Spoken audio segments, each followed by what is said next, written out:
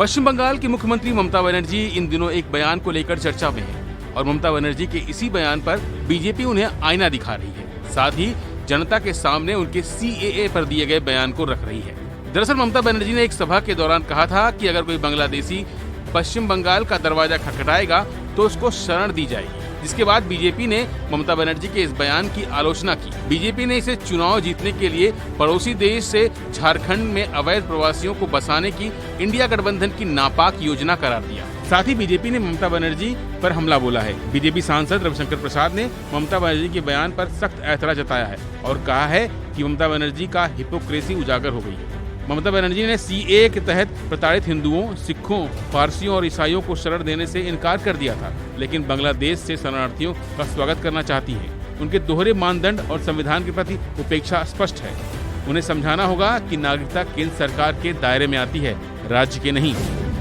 तो एक तरफ जो अल्पसंख्यक हिंदू या क्रिश्चियन या सिख या पारसी, चाहे बांग्लादेश हो या पाकिस्तान हो, अफगानिस्तान हो, वहाँ अपने आस्था के कारण विक्टिमाइज होते हैं, पीड़ित होते हैं, उनको स्थान नहीं देंगी।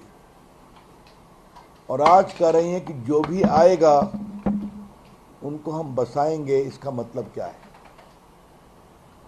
दूसरी बात, बार बार ममता जी और अखिलेश यादव भी थे और राहुल गांधी ये संविधान की बात करते हैं।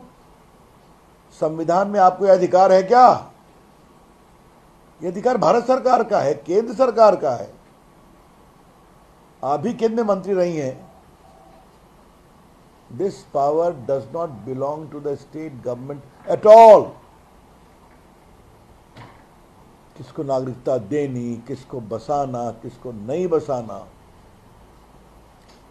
और ममता जी को मैं थोड़ा याद दिलाना चाहूँगा, 71 का वॉर हुआ था तो उस समय भी तत्कालीन केंद्र सरकार ने फैसला किया था कि जो विस्थापित आए थे उनको हम बसाएंगे, तो वहाँ विक्टिमाइज हो रहे थे। दरअसल शहीदी दिवस के कार्यक्रम में ममता बनर्जी ने कहा कि बांग्लादेश से कोई शरणार्थी हमारे दरवाजे पर दस्तक देगा तो हम उसे शरण जरूर देंगे। ममता ने इसके लिए संयुक्त राष्ट्र के संकल्प का हवाला दिया, जिसमें कहा जाता है कि कोई भी पड़ोसी मुल्क शरणार्थियों की रिस्पेक्ट करेगा। ममता का कहना था कि अगर हिंसाग्रस्त बांग्लादेश से कोई दरवाजा खटखटाने आएगा तो हम उसे शरण जरूर देंगे। अगर लोग मजबूर होकर बंगाल आएंगे तो उन्हें जगह दी जाएगी और रहने दिया जाएगा। साथ ही ममता बनर्जी ने कहा कि मैं बांग्लादेश के बारे में ज्यादा कुछ नहीं बोलूंगी क्योंकि वो दूसरा देश है। केंद्र सरकार इस पर अपनी बात रखेगी। दरकार है আমি বাংলাদেশ নিয়ে কোনো কথা বলতে পারি না, কারণ ওটা একটা আলাদা দেশ। যা বলার ইন্ডিয়া গভর্নমেন্ট বলবে, আমি বলতে পারি না। কিন্তু আমি এটুকু বলতে পারি, অসহায় মানুষ যদি বাংলায় দরজা খটখটানি করে আমরা তাদের আশ্রয় নিশ্চয়ই দেব। कुल मिलाकर ममता के इस बयान पर अब सियासत तेज हो गई है और उम्मीद की जा रही है कि अभी बीजेपी की तरफ से कई और बयान सामने आएंगे। लिहाजा अब देखना होगा कि ममता बनर्जी इन बयानों को किस तरह से लेती हैं। फिलहाल के लिए बस इतना ही। बाकी अपडेट के लिए बने रहिए वन इंडिया हिंदी के साथ।